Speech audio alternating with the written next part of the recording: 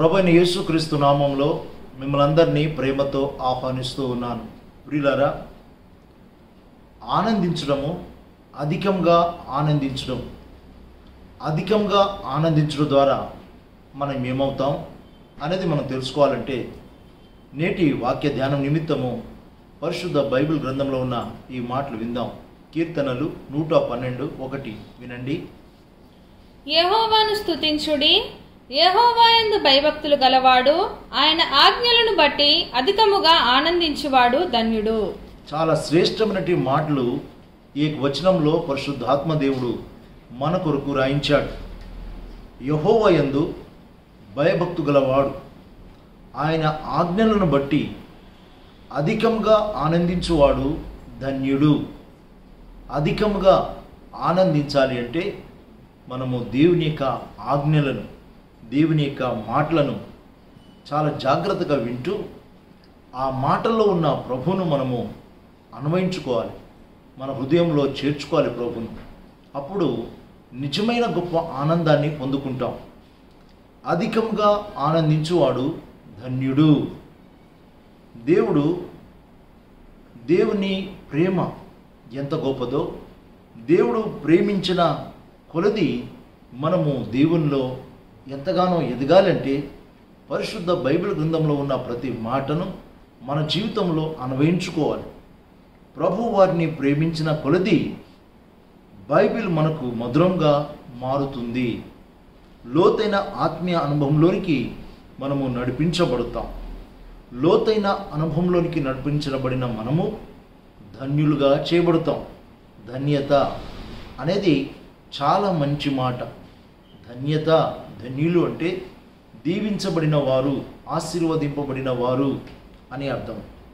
ఇద్దరు నాస్తికులు అంటే దేవుడు లేడు, దయ్యము లేదు అని చెప్పేవారు.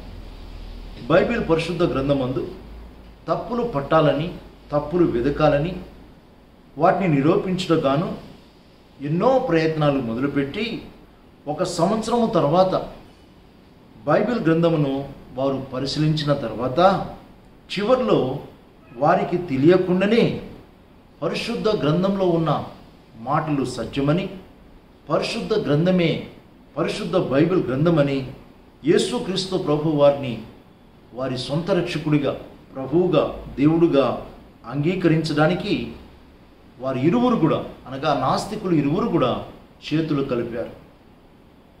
కలుపులాంటి ముక్కలను వారి ఆలోచనలో నుండి, వారి తలంపులో నుండి, వారి హృదయాల్లో నుండి తీసివేసి వారు చేసిన పని ఏమిటంటే ప్రభును స్తుతించారు, ప్రభును ఆరాధించారు, ప్రభును ప్రకటించారు. ఎంత గొప్ప విషయం ప్రియులారా! 1 సంవత్సరం పాటు పరిశుద్ధ బైబిల్ గ్రంథమును వారు ధ్యానం చేశారు. అందుకోసమే పరిశుద్ధ బైబిల్ గ్రంథం ఇలా చెప్తుంది: యెహోవాను స్తుతించుడి, యెహోవా ధర్మశాస్త్రమందు ఆనందించుచు దివారాత్రులు దానిని ధ్యానించువాడు ధన్యుడు. ఇది నిజం, ఇది సత్యం, ఇది యథార్థం. పరిశుద్ధ బైబిల్ గ్రంథమును ధ్యానించేవారు ధన్యులవుతారు.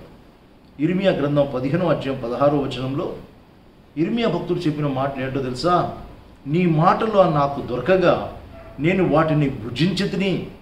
నీ మాటలు నాకు సంతోషమును, నా హృదయమునకు ఆనందమును కలగజేయుచున్నది. నీ మాటలు నాకు దొరకగా నేను భుజించాను. భోజనాన్ని మనం భుజిస్తాం, రుచికరమైన భోజనం ఇంకా ఎక్కువ తింటాం. అలాగే పరిశుద్ధ బైబిల్ గ్రంథం కూడా, బైబిల్ గ్రంథంలో ఉన్న మాటలు తేనె కంటే, జుంటి తేనె ధారల కంటే మధురాతి మధురమైనవి. ఈ మాటలు మనము తినాలి, తాగాలి. ఆ రుచి అంటూ మనకు తెలుస్తుంది ప్రియులారా. నేటి వాగ్దాన వాక్యము వినండి. నేటి వాగ్దాన వాక్యము కీర్తనల గ్రంథము 119:72 వేల కొలది వెండి బంగారు నాణ్యముల కంటే నీవిచ్చిన ధర్మశాస్త్రము నాకు మేలు. వేల కొలది వెండి బంగారు నాణ్యముల కంటే నీవిచ్చిన ధర్మశాస్త్రము నాకు మేలు. బైబిల్ మనిషికి మేలు చేస్తుంది. అలాంటి మేలు వాక్యం వింటున్న మనమందరము పొందుకులాగున పరిశుద్ధాత్మ దేవుడు సహాయం చేయునుగాక. ప్రార్థన చేసుకుందాం. ప్రేమ కలిగిన తండ్రి, మహోన్నతుడి మా ప్రభువా, ఎంతో శ్రేష్టమైన తలంపులను మాకు జ్ఞాపకం చేశారు. మీకు వందనాలు ప్రభువా. వాక్యం వింటున్న మేము ఏ విధంగా ధన్యులుగా జీవించబడతామో, ఆశీర్వదింపబడతామో నాయన, ఈరోజు మీరు మాతో మాట్లాడినందుకు మీకు వందనాలు. వాక్యం వింటున్న మా ప్రియులను పేరు పేరున దీవించండి, ఆశీర్వదించండి. ఆరోగ్యము, నెమ్మది, శాంతి, సమాధానము కుటుంబాల్లో మీ సమృద్ధికరమైన దీవెనలు దయచేయమని యేసు ప్రభు పేరిట ప్రార్థిస్తున్నాం తండ్రి. ఆమేన్.